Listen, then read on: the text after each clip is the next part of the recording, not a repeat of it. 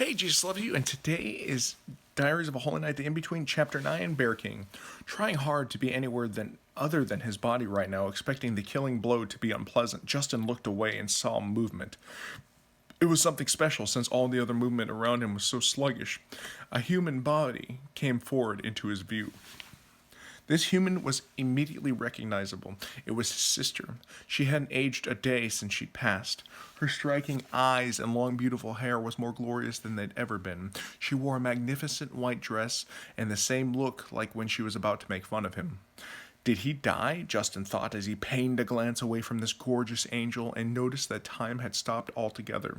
The winged beast was in the middle of pulling its dark scythe towards his face, and the Devmo were still in their contortions of hilarity. He wasn't dead at all, at least not yet, and standing right in front of him was the only person he wanted to see more than life itself. "What are you doing, J-Bubs?" Margot ridiculed. Her beautiful soprano voice shattered the remnants of a dam holding back Justin's reservoir tears. They spilled over his eyelids and onto his dirty cheeks. He wished more than anything that he could raise himself up to hug her, to hold on to her, to never let go of her again. Heartache filled his body. You're dead," Justin stated, trying to hold himself together. I saw you die." "You never answer my questions, J-Bubs," his sister spoke as she knelt over him directly in front of the wing commander and started playing with the dirt in Justin's hair. "Now what are you doing?" I'm lying here," Justin answered. "No, not that, you goof. What are you doing?" she asked. "Protecting the simps?" Justin asked. "And you're doing a great job at that," Margot giggled. "But what are you doing right now?" Justin thought for a long moment before answering. Are you a ghost or something? Why are you here? Not that I'm not glad that you're here, but I miss you very much." "That's not how this works, J-Bubs," Margot teased with her pointer pressing in on his nose. "I ask the questions and you answer them." "A question for a question, then," Justin pleaded, loving the sensation of feeling his sister's finger on his nose again. "I'll answer your question if you answer mine." "Ha!" She laughed, pulling her hand away from her brother and standing up. "They're tied together, silly, if that's any hint, J-Bubs." Tied together? Was this a hint? Or like at other times in her life, this was an outright riddle that he could never get in the first place, like her computer password? What could he have in common with a dead girl? And it hit him. Justin raised his eyebrow and answered, "You're here to collect me?" "Yep," she responded. "So I'm about to die, yes." Oh, sorry," Justin's sister replied. "Are you the Grim Reaper now?" Justin asked, trying to bide for time, not wanting to die just yet. "Nah, that's Larry," Margot giggled. "He's kind of a downer. I'm here to make your transition easier." Wait, what?" Margot turned aside and grabbed at her ear as if she were listening to an earphone. She tensed for a second, then looked up at the sky and gave it the thumbs up. She turned as if she were about to leave, and looking back at her brother, with a tear in her eye, she said 2 words. "Goodbye." A shout ripped through the battlefield, forcing time back to normality, and stopped the winged Devma dead in his tracks. It yelled, "Holy light!" And with it came a huge blast of light, at least 100 yards wide, pouring through the ranks of Devma, leaving only ash. The wing leader of the Deathbringers leapt into the air. Justin rolled around to see hundreds of shining lights engaging the enemy from the east. One of the lights pulled off from the attack to inspect him on the ground.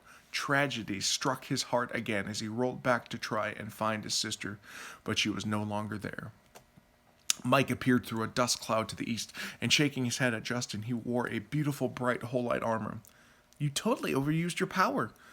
Your spirit is willing, but the flesh is so weak, so it can only handle so much holiness inside of it. Remember that's like rule 1 of being a holy knight." "And who do you think you are, Fenny or something?" Justin asked with a smile. "No, but I'm like an honorary holy knight," Mike said as he pointed to his armor that sure enough had an embellished HK on the left breast of the plate. Only the K was glowing, and it looked like the H was carved in with some crude device. "See this? Fendorian taught me how to use it. It is armor made from the whole-light steel that all the weapons used against the Devmar are made of." "What? How did you get yours?" Fenny bought me some or counseled in. I really wasn't paying attention, Justin admitted. Look at all the astonishment on my face. Mike looked like he was about to fall asleep. Anyway, as soon as we get to Elderon Island, the King of the Holy Knights is going to make us Holy Knights. But for now, we must be careful how we wield our power. It will literally kill us before we have finished our tasks. Fandorian says that some sort of sword they all use to suppress their powers, which we'll get later. There's some sort of sword. Justin nodded and wiped away the sadness from his cheeks. Mike noticed the tears before they were lost into the fabrics of his sleeves. He raised his hands to pray over Justin. Justin regained all of his strength quickly and got up feeling totally rejuvenated from a couple seconds of prayer. Did you just heal me? Justin asked. Yes, by praying over people, we allow Jesus to heal us, Mike said. Were you crying? Justin thought hard for a moment before answering. He figured even if it was crazy to say that he saw his dead sister and had a conversation with her, it was still less crazy than anything else they had been through in that world. He readjusted his gaze directly into Mike's eyes, causing him some awkward discomfort, to assure him that what he was about to discuss with him was the absolute truth. I saw my sister just now as I was laying on the ground. Mike didn't laugh. He just stared at him, trying to decipher the true meaning to his words, as if they were a coded message. After realizing what he had said was true, he was taken back to Smith's funeral. He remembered seeing the once proud Cut-Up crying helplessly as he approached the casket of his beloved sister. What did she say? Mike asked. She asked me if I was what I was doing, sarcastically, like she used to, Justin said before stopping mid-sentence as the pain surged through his body again, halting the words in his throat and contracting his vocal cords. Why? Mike asked. I don't know, but she, Justin said, fighting to control his emotions. She told me goodbye. And that's what I really wanted, more than anything else. I think she knew it. The boys stood silently for a while before a fresh explosion blew half a Devma body at their feet, reminding them that they were still engaged in a deadly invasion. Fandorian and his Prince Vinsorian led their knights into battle to the east. They looked to be on the winning side as hundreds of huge shining crosses were flying all over the battlefield, leaving whole patches of the enemy horde dispersed into a dark sandstorm. Happy with the way the situation was going, Mike looked back at Justin with a sarcastic look. Let's end this invasion and become Holy Knights together. You got it, Justin said with a grin on his face. His fire burned strength into his body once again. They jumped into the fight with a shared excitement. Justin spoke his blade out and slashed through hundreds of Devma soldiers surrounding the entrance to the forest.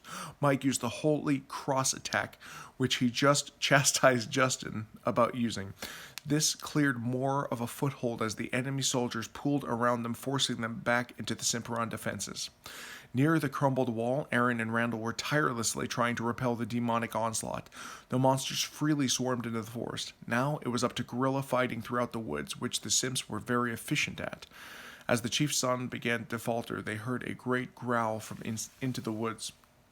It was the sound of thousands of dogs barking all at once. Chief Thomas came riding into the battle atop a massive deer, cutting down the enemy army with the full power of his 500,000 Simp soldiers. To the rear, the largest Simps were with deer of their own pulled 50-foot-long cannons. They were a sight for sore eyes. The Simp soldiers were so good at felling the lower-class Devma, it appeared as if they were farmers collecting their wheat, only resetting long enough to pull back their swords. They huddled together in a phalanx with archers close behind, expertly taking Devma souls from the middle. The most impressive of them was the elite Simp Farah. Oh, I'm all over the place.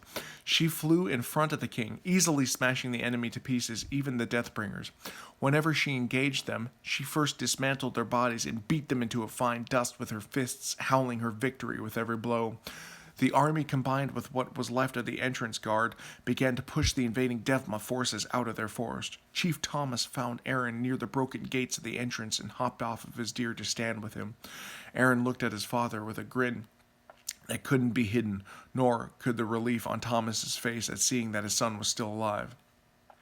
What happened? Aaron barked happily at his father, plodding with his free hand and pointing with his free hand in the direction he had just come from. The south that way. Chief Thomas laughed. I'd lose out on quality time with my son. If your mother was still alive, I'd never hear the last bark about it. Aaron and his father laughed as they started slaying every Devma around them like a dance shared between father and son. Fendorian met up with the teens, cutting a hole all the way to the entrance of the woods. The winged Devma was in an uproar about this. It landed in front of them in a thunderous explosion. Mike yelled, "This one's mine!" as he leapt at the monster. He used some of his new Holy Knight techniques against the winged beast, only to find out their effectiveness was lacking. The Devma dodged his sword swipes and kicked the boy into the ground with a single attack. Not wanting to seem weak, he raised his sword and yelled, "Holy Cross!" A massive cross raced at the pale Devma, but it simply moved out of the way and let it cut through its army behind it.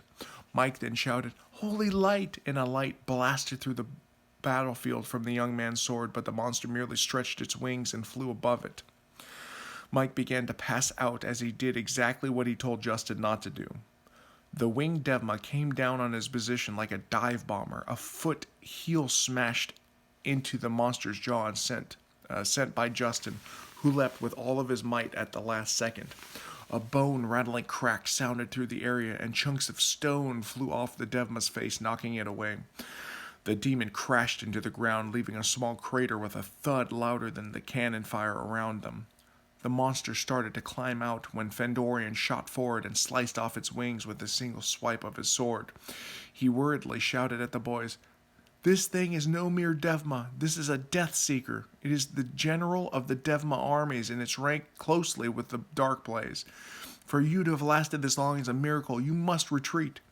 Justin raised his sword at the dazed beast and shouted what he heard Mike use earlier. "Holy Light!" The light blast ripped through the area up towards the swollen mountains and exploded onto the Death Seeker, evaporating whole chunks of its body. It screamed with pain as Justin fell over, almost dead. The monster moved forward with its one good leg toward Justin, revealing that the whole right side of its body was gone. In its left hand with the huge scythe swinging wildly, the Death Seeker screamed out, "Dark Rift!" causing a black energy to shoot from its scythe, nailing Justin square in the chest. It threw him 100 feet away, displacing him into a tree. But it didn't hurt him at all. There was a little blood running down his face. The Death Seeker turned to Fendorian and swung its great scythe at his neck. The Holy Knight easily blocked it with his sword, but in doing so was knocked far to the mountains from the force. The monster moved at Mike now, using its scythe as a crutch. Instead, it raised its claw-like fingers to kill the wounded Holy Knight in training. A light blast exploded out of the darkness of the mountains in the north, which diverted the attention of the Death Seeker. A horrible realization tore across its face. The Devma were being overpowered in the north by what appeared to be bears, or the size thereof. It was the ogre armies. At their head was another person with a burning light, multiple tanks, jets, and huge robots that crushed the demons underfoot. This light warrior at their head was unleashing light blasts every which way with its sword, probably another Holy Knight.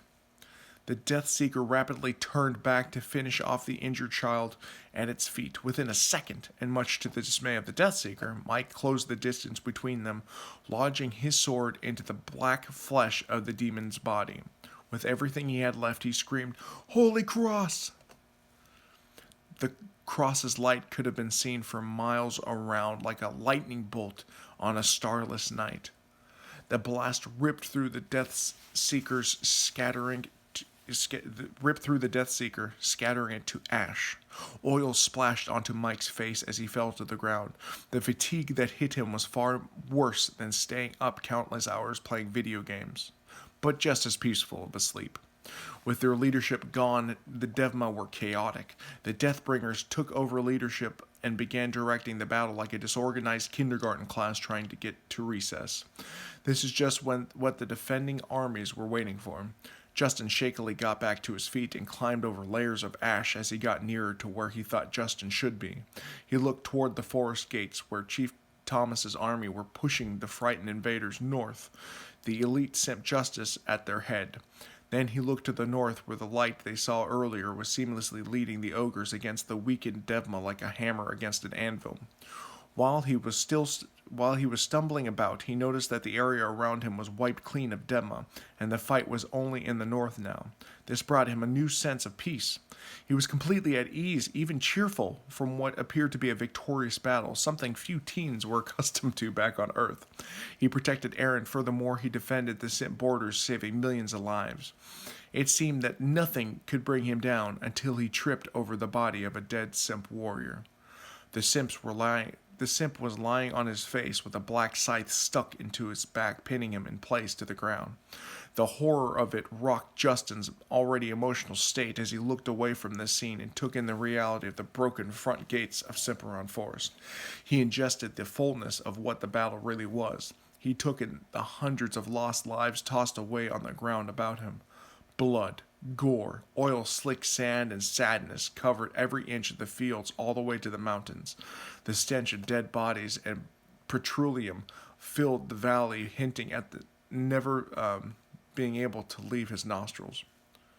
The water pump was turned back on as Justin stumbled forward and let his cries carry him. Shortly into the crawl, he came across his dear friend again. Mike was, for all intents and purposes, unconscious. He wasn't hurt nor bleeding, just incredibly tired. Justin picked on Mike, remarking on his laziness and overall uselessness in the battle before picking him up, and even more begrudgingly limped along to help the Simps in any way he could. Before he had made it too far, Fandorian flew down to him to find him. "Excellent job, Justin. You will make a great Holy Knight, and who could have known you had such talent?" the guardian of Cimarron remarked without a single scratch on him. "Where were you while we were getting our butts kicked?" Justin raged. "Where was I?" Fandorian stammered. "I am going to be honest with you. I wanted to see if you could even hurt the Destika without being Holy Knights, and imagine my surprise when you killed it. You too confirmed my suspicions that you are destined for greatness. Congratulations, my future brothers." Mike woke up to the conversation and spoke angrily out of his sleepiness. "So this was a test?" "Not all of it," the Fandorian answered awkwardly. "I mean, how could I cause an evasion? I could have easily dispatched that thing if I had gone into Holy Knight mode, and would have if you needs be, but you guys did it. Yay." Before Justin could verbally rip into Fandorian, the light that was leading the ogre army came running in their direction. It blurred with speed, stopping in front of the group, surprising the boys with a familiar voice. "It's you. I've been looking for you guys," a teenage boy said, wearing a large bear mask. "Is that you, Brad?" Justin asked. The young teen pulled the mask off of his face. He was all of 5'8", had dark brown hair like a pop star, and just a little heavy for his age. His kind-hearted tenor voice continued. "Yeah, it's me. This is the mask the ogres gave me. They made me their king. Weird, huh? My formal title is Bear King, which means I command every ogre in the world. But dude, have you noticed that these sweet swords and powers just because we have Jesus living inside of us?" Justin and Mike looked at each other, trying to hold back their laughter. They said at their unison, "You're the Bear King?" Brad looked both confused and very serious suddenly, as he said, "I know how to rescue the angel." "How?" the boys both asked as an excitement overtook their fatigued bodies at the mention of fulfilling their mission and getting home. "We need to find the king of the Holy Knights in a place called Eldaron. He will tell us where the angel is, and we need to find her, because if we don't find her, then this whole world is going to be destroyed."